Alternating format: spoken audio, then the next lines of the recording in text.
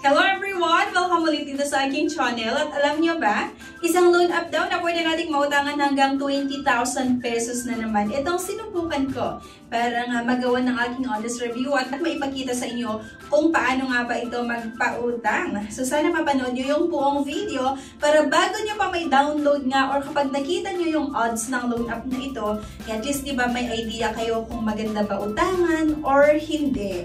Pero yun nga mga beshies, kunting patalastas muna, panoorin nyo ito. No time to apply for a bank personal cash loan?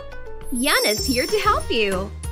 I assist pre-qualified clients with basic monthly income at least 25,000 per month. Hassle-free at walang fee. Lahat ng process sa bank gagawin. 2 to 5 banking days lang approval. Loan up to 2 million. Email amawanyana@gmail.com or message my FB page, Yana Insta Review. Note, qualifications may vary subject to the bank's terms and policies.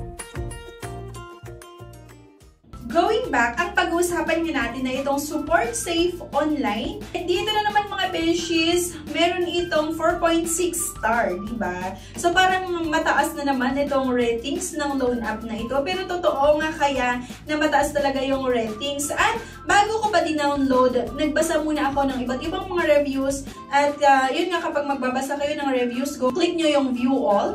Then i-click lang natin or pindutin natin yung may nakalagay na critical. At dito mo talaga makikita kung yung mga legit na nag-try na umutang sa loan app na ito at kung ano yung mga nasabi nila sa loan app na ito. And nakakaloka na naman mga beshies to ha, kasi napakarami yung mga ayaw or ayaw nila i-recommend yung loan app na ito. Like sabi nung isa, honestly, this is a hard pass. Terrible experience with this online loan app. I was late just one and yun nga, nakakatanggap na ng harassing message and emails. So what's worse, they use curse words multiple times. I've already paid but they're pushing for another one loan, di ba? Nakakaloka, pagkatapos ka nilang harasin at kung ano-ano yung sasabihin nila sa'yo para magbayad. And nung nagbayad nga daw, itong borrower ay talagang mini-message at tinatawagan na naman siya para pautangin na naman. At sabi pa nga nitong isa, avoid this loan app.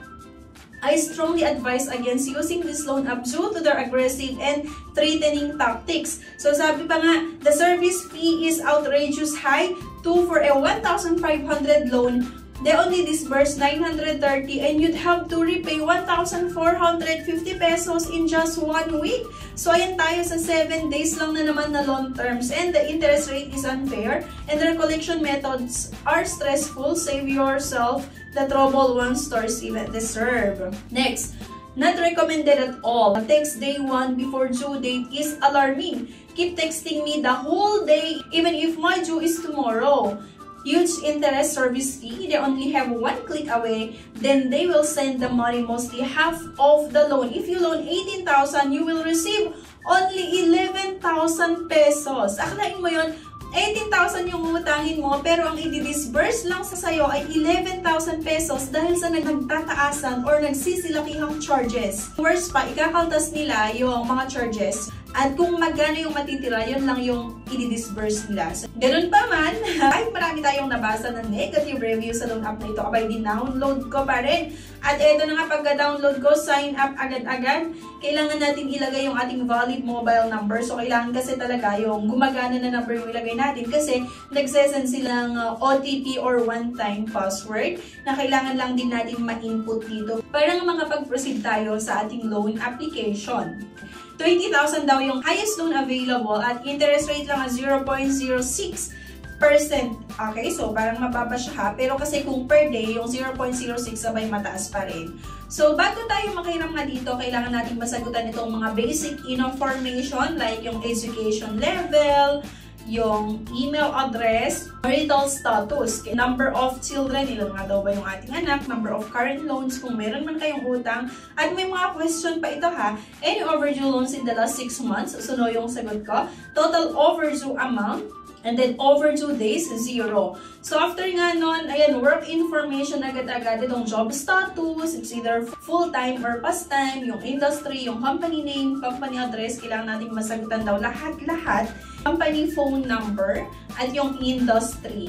So dito mga beshes, medyo marami na naman itong kailangang sagutan sa loan app na ito. So pero kasi sa akin nga, tinuloy ko pa rin para makita kung paano nga ito magpautang. Pero yun nga, please lang huwag nyo munang i-download hanggat hindi nyo napapanood yung buong video kasi dito nga malalaman natin kung maganda ba ito utangan or hindi. So based kasi sa naging experience ko nga sa iba't ibang mga loan app, halos talaga sa mga nagsisilabasan sa Google Play Store, App Store at maging sa App Gallery ay talagang hindi siya magandang utangan. At dito na nga ako agad-agad sa part na kung saan mag-upload ng isang valid government ID. So, UMID ID yung nilagay ko, pero hindi lang naman UMID ID yung tinatanggap. Kahit anong ID, di ba? Basta government ID, pwede nyong i-try. Like yung PIN, yung...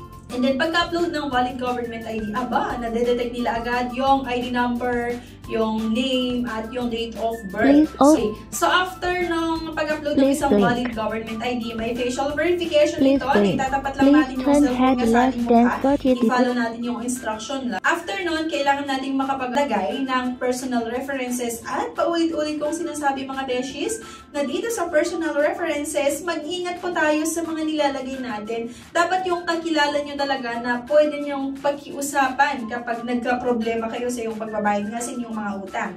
Kasi asahan mo na kapag nag-post due ang inyong loan application or due date mo tapos hindi ka pa nakakabayad, ay kasama yung mga personal references na minimessage ng iba't ibang mga loan app. Do hindi ko nga sinasabi na itong pautangan na to, yung ganun maningil na isasama yung mga personal references sa mga bubulabugin, pero kasi karaniwan or halos lahat ng mga nasubukan ko ay ganun. Dinidisclose sa mga personal references at maging sa ibang mga contact number na nasa cellphone ko na nakuha nila na ako ay may utang at minsan pa nga sinisingil yung personal references based sa experience ko nga sa ibang mga loan app. Kaya mag-ingat po tayo kahit anong loan app yung applyan nyo, mag-ingat kayo sa paglalagay ng mga personal references. So may part dito na kailangan maglagay kung saan nga natin gustong matanggap yung loan proceeds. And pagka-submit ko nga, ang lumabas dito mga beshes ay hanggang 1,500 nga lang daw yung pwede kong mautang. Diba? 1,500 nga lang yung in-offer sa akin na pwede kong mahiram, abay hindi ko pa ito matatanggap ng buo dahil may mga charges pa ito. At kung magkano lang yung matitira, yun lang po yung i-disburse nila sa akin. So like nito, 1,500 yung loan amount. Kuno, di ba, na pwede kong mahiram. At may nilagay dito na loan period na 120 days or 4 months. Tapos, hindi ko nga matatanggap yung 1,500. Bali, ang ma-receive ko lang ay 930 pesos dahil meron itong service fee na 570. Wala silang nilagay na interest, pero kasi bawing-bawi nga itong service fee na 570 pesos. Kaya naman isang loan app ito, hindi ko na naman i-recommend sa inyo dahil nga sa mataas na mga charges. First installment ko pa lang ay kailangan kong magbayad agad-agad ng 1,485. So, paano naging 120 days kung sa first payment ko ay kailangan kong magbayad agad-agad ng 1,485? And mind you ha, within 7 days lang yon.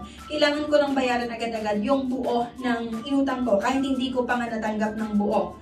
Diba yung pera dahil sa mga iba't ibang mga charges na kinaltas nila. Kaya naman mga beshies, isang loan app ito na hindi ko nire-recommend sa inyo kasi nga hindi talaga ito makakatulong sa atin. Instead, mas mailulubog tayo sa utang. At grabe pa yung mga stress mga beshies na may experience nyo sa loan app nga na ito. Kagaya nung sabi ko kanina na kapag nag-post due ang ating loan application, asahan mo na natatagtarin ka ng mga collector ng iba't ibang mga loan app ng text messages and calls at minsan may kasama pa yun na panghaharas at pananakot, pamamahiya. Kaya hindi talaga recommended or hindi talaga maganda utangan yung iba't ibang mga loan app. Pero syempre, kagaya nung paulit-ulit kong sinasabi sa mga previews na nag-upload ko na videos, na option nyo pa rin talaga kung gusto nyo pa rin utangan yung isang loan app after nyo napapanood nga yung buong video natin, yung reviews natin sa loan app na yon. So kung ako yung tatanungin yung mga beshies, itong pautangan na ito ay hindi siya magandang utangan.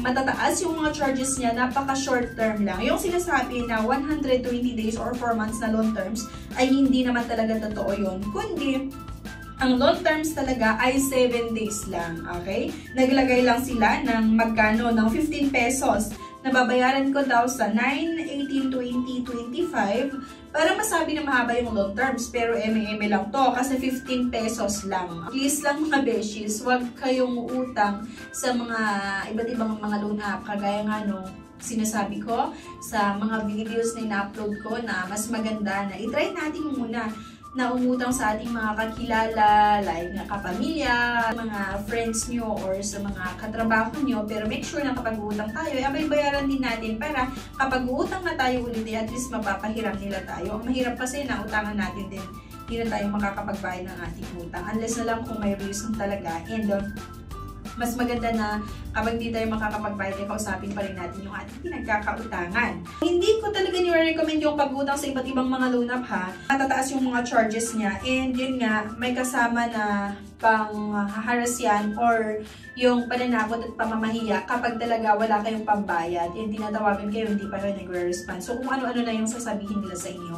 Though sabi ko nga sa inyo, hindi ko naman sinasabi na yung loan app na ito kasi wala pa naman ako naging experience kasi kada-download lang natin nga itong app nila. Pero kasi based nga sa naging experience ko sa mga previous na loan app na nasubukan natin na halos ganito lang din magpautang, abay, grabe talaga yung ma-experience natin kapag due date na or nag-pause yung ating loan application. At ganoon nga din sa mga nabasa natin, diba, sa reviews ng iba't ibang mga nag-try na umutang sa loan app na ito, na talagang may harassment silang natatanggap at matataas yung mga charges at napaka-short term lang. So please lang huwag na kayong utang dito. Sana makatulong yung video na ito para makapag-decide nga kayo kung utangan nyo pa ba or hindi, kung i-download nyo pa ba or hindi yung. Thank you guys for watching at see you sa aking next vlog. Bye!